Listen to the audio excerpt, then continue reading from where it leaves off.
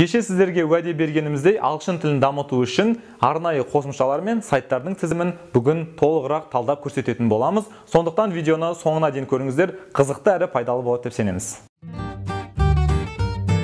Сонымен біздің ең алғашқы сайтымыз ол Lyrics Training. Егер де сіз әннің ішіндегі сөзін түсінгіңіз келсе, өзіңіздің тыңдалым дағдысын дамытқыңыз келсе, сөздерді дұрыс айта алғыңыз келсе, осы сайтты қолдансаңыз болады. Өте тамаша сайт. Ішінде әртүрлі ойындары, жаттығулары бар. Мысалға, көргіңіз келсе, мынаны басасыз, Play Now деген, және сіз деңгей бойынша таңдайсыз бұл жерде. Мен beginner'де таңдаймын, яғни жаңадан бастаушыларға арналған. Тегін қолдану үшін астында Maybe Later деген басасыз. Мысалы, мына әнді көрсек болады, және басқа да әндер, өздеріңіз білетін әндерді таңдасаңыздар болады. Мынаны мысал ретінде көрсетейін. Chestnuts roasting on an open fire. Jack Frost. Яғни сіздер бұл жерде жоқ сөздерді өздеріңіз теріп жазасыздар. Мысалға, бұл жерде on and fire деді. Jack Frost nipping at your nose. Tiny tots nose. Осылай сіздер қолданып көрсеңіздер болады, және бұның астында басқа да неше түрлі көптеген әндер бар. Келесі бір сайт, ол сіздің жазылым дағдысын дамытуға арналған. Яғни сіз өзіңіздің эссеңізді, хатыңызды, досыңызға хатты, жалпы кез келген нәрсені дұрыс жаза алғыңыз келсе, осы сайтқа жүгінсеңіз болады.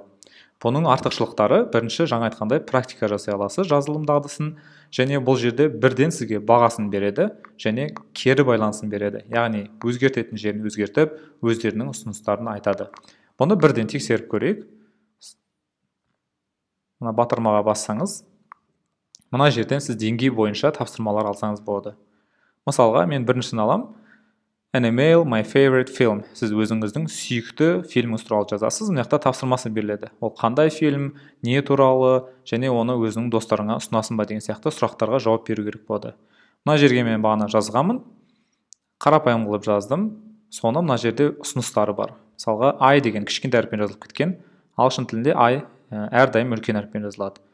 Мысалға, мынаған бассақ, very деген орнына сіз really деген сөзді қолдансаңыз, өте тамаша болады деп көрсетеді. It was really amazing деген. Мына жерде де persons, мен тез жазып кеткенде мұнда апостроф болады, әр адамның деген. Және мына жерде де recommend дегенде 2M болады. Асығыс жазып қателессеңіз, немесе білмеген сөздеріңізді осылай тамаша қылып түзетіп береді. Осыны қолдансаңыздар болады. Келесі бір сайт, ол News in Levels деген сіздің оқу дағдысын тамаша дамытуға көмектеседі, сонымен қатар жазуды да, тыңдалымды да жақсартады. Бұны қалай қолданады? Бұл жерде де сізде деңгей бойынша күнделікті шығып отқан мақалаларды, жаңалықтарды ағылшын тілінде оқи аласыз деңгей бойынша. Мысалға, мына жаңалық бүгін шыққан, сағат таңғы 7-де шыққан. Мысалға, мыналар кеше шыққан жаңалықтар. Бірақ алдымен бұны қай деңгей екенін анықтап алу үшін сіздерге арнайы мына жерде тесті болады. Мына жақта тест дегенге бассаңыздар, мына жақта мен белгіледім. 2 кезеңнен тұрады. Бірінші кезеңде, мысалға, мен сөздердің бәрін білемін. Sing, shape, while, dip, survive, wish деген сөздерді. Келесі деп басамын. Мына жақта да мен мысалға белгілеп шыққам. Мына білем, мына сөздерді білем. Бұл жерде тек қана білу емес, сіздер оны қолданған болу керексіздер. Шынымен жақсы білетін сөздер болса ғана белгілейсіздер. Себебі бұл сіздің қаншалықты сөздік қорды білетініңізді осы арқылы олар анықтап бере алады. Мысалға, мен аяқтағы сөздердің көбісін білемін, кейбіреулерін білмейтін болсам, қала береді. Өстіп басамын. Сонда мен шамамен 4640 сөз білесіз деп шығарды. Ағылшын тілінде ол, яғни advanced деңгейіне жатады. Мына жаққа қараймыз. Егер де 3000 сөзден көп болса, мен онда 3-ші деңгейдегі мәтіндерді оқи бере аламын. Мысалға, 1-ші деңгейге кіресіздер.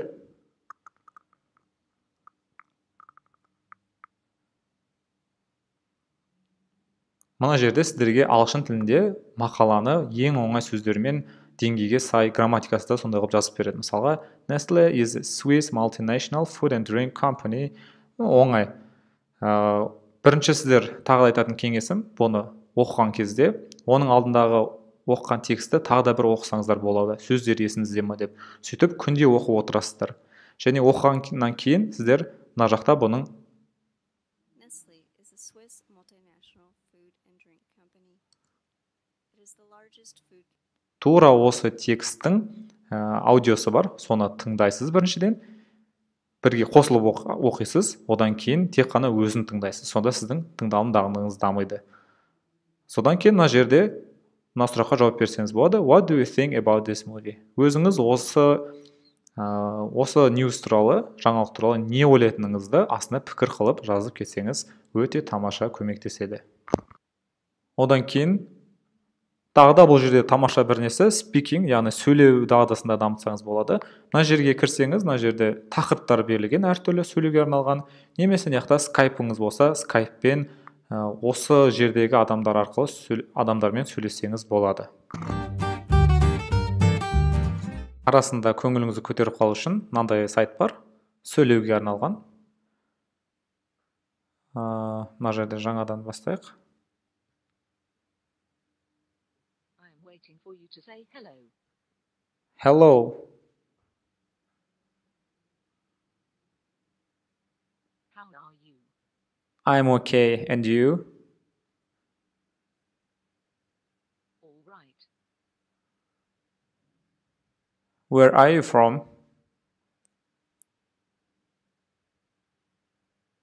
I'm from Finland.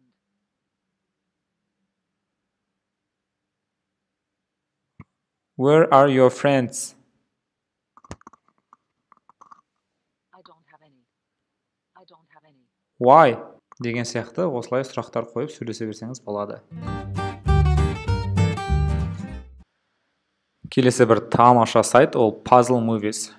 Сіздер білетін шығарсыздар, Puzzle English деген сайт бар. Ол жерде де функциялар өте көп, тапсырма істеу, грамматиканы түсіндіру деген сияқты. Соның ішінде осы Puzzle Movies деген бар. Бұл бөлек сайт, бірақ өте тамаша. Мысалға, Joker'ді аламыз.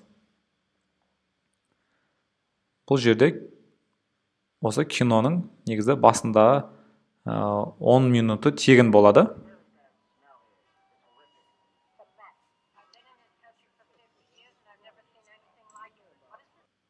Бұл жерде сіз орысша субтитрін алып тастасаңыз болады, ағылшынша субтитрін алып тастасаңыз болады, қоса салсаңыз болады.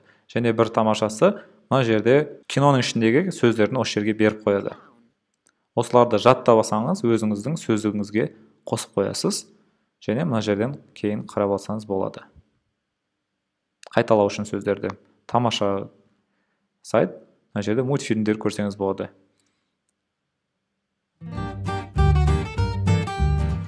Сіздердің телефондарыңызда да әртүрлі қосымшалар бар. Оның біріншісі ол Lingualeo. Бұл жерде де әртүрлі нәрсе жолымен үйренсеңіз болады. Жалпы ағылшын тілін үйренуді қиындатпаңыз. Қызық қылдырып, ойын түрінде, тыңдап, музыка түрінде үйрене берсеңіздер болады. Бұл жерде де мысалы музыка түрінде, кино түрінде үйренсеңіздер болады. Және деңгейлеріңізді таңдайсыз, деңгейіңізді анықтау үшін тесттен өтсеңіздер де болады. Сонымен қатар сөздерді дамытсаңыз болады. Дұрыс айтылуын да дамытсаңыз болады. Сонымен қатар бұл жерде грамматиканың да 4 түрін түсіндіреді.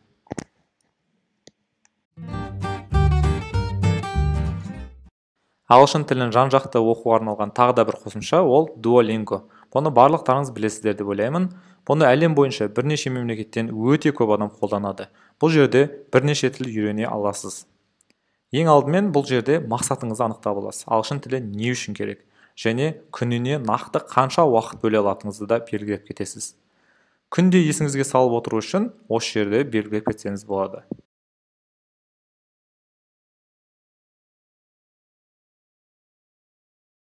Одан кейін әрине өзіңіздің деңгейіңізді анықтау үшін тесттен өтесіз. He, his, that, they, see. Және мына жерде түрлі сөздер, грамматикаларды күнделікті үйреніп отыратын боласыз. Ағылшын тілінде сөйлесетін адам жоқ, практиковать ететін адам жоқ дейтіндерге бұл тамаша қосымша болып табылады. Осы жерден сіздер әртүрлі адамдармен сөйлессеңіздер болады.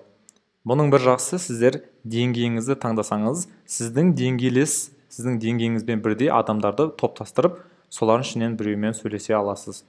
Практика жасауға тамаша қосымша.